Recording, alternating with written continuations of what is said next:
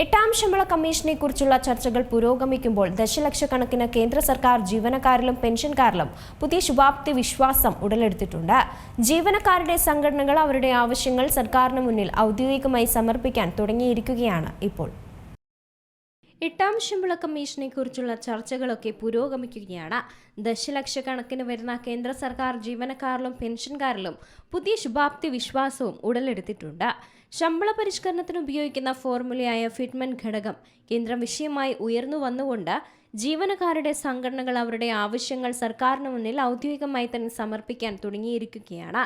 സർക്കാർ ഈ നിർദ്ദേശങ്ങൾ അംഗീകരിച്ചാൽ ജീവനക്കാരുടെ പ്രതിമാസ വരുമാനത്തിൽ ഗണ്യമായ വർധനവ് തന്നെ കാണാൻ കഴിയും. നിലവിലുള്ള നിയമങ്ങൾ പ്രകാരം കേന്ദ്ര സർക്കാർ ജീവനക്കാരുടെ ഏറ്റവും കുറഞ്ഞ അടിസ്ഥാന ശമ്പളം 18,000 രൂപയാണ്. എട്ടാം ശമ്പള കമ്മീഷൻ പ്രകാരം ജീവനക്കാരുടെ സംഘടനകൾ 54,000 മുതൽ 58,500 രൂപ വരെ പരിഷ്കരണവും ആവശ്യപ്പെടുന്നുണ്ട്.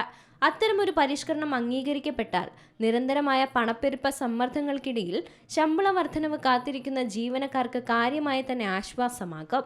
നിലവിലുള്ള ശമ്പളത്തെ പുതുക്കിയ ശമ്പള സ്കെയിലുകളാക്കി മാറ്റാൻ ഉപയോഗിക്കുന്ന ഒരു ഗുണിതമാണ് ഫിറ്റ്മെന്റ് ഘടകം. ഏഴാം ശമ്പള കമ്മീഷൻ പ്രകാരം ഈ ഘടകം 2.57 നിശ്ചയിച്ചിരുന്നു. ഇതോടെ കുറഞ്ഞ അടിസ്ഥാന ശമ്പളം 7,000 രൂപയിൽ നിന്ന് 18,000 രൂപയായും ഉയർത്തി.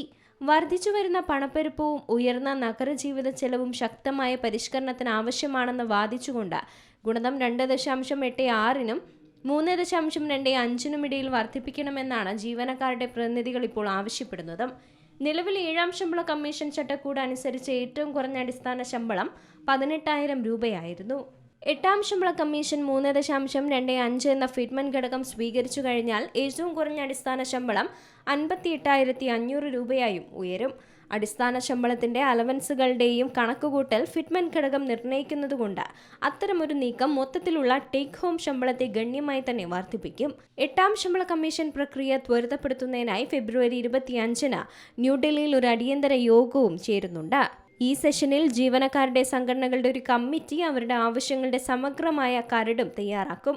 ഒരാഴ്ചയോളം നീണ്ടു നിൽക്കുന്ന ചർച്ചകൾ ശമ്പള ഘടനകൾ, അലവൻസുകൾ, പെൻഷനുകൾ എന്നിവയും ഉൾക്കൊള്ളും. ഫിറ്റ്മെന്റ് ഘടകത്തിലെ ഏതെങ്കിലും വർധനവ് പെൻഷൻകാരെയും ബാധിക്കും. പെൻഷൻ തുകകളും ആനുപാതികമായി തന്നെ പരിഷ്കരിക്കാറുണ്ട്. News desk C Malayalam news. ഏറ്റവും പുതിയ വാർത്തകളും വിശേഷങ്ങളും വിരൽത്തുമ്പിലറിയാൻ സി മലയാളം ന്യൂസ് എല്ലാ ഡിജിറ്റൽ പ്ലാറ്റ്ഫോമുകളിലും ലഭ്യം.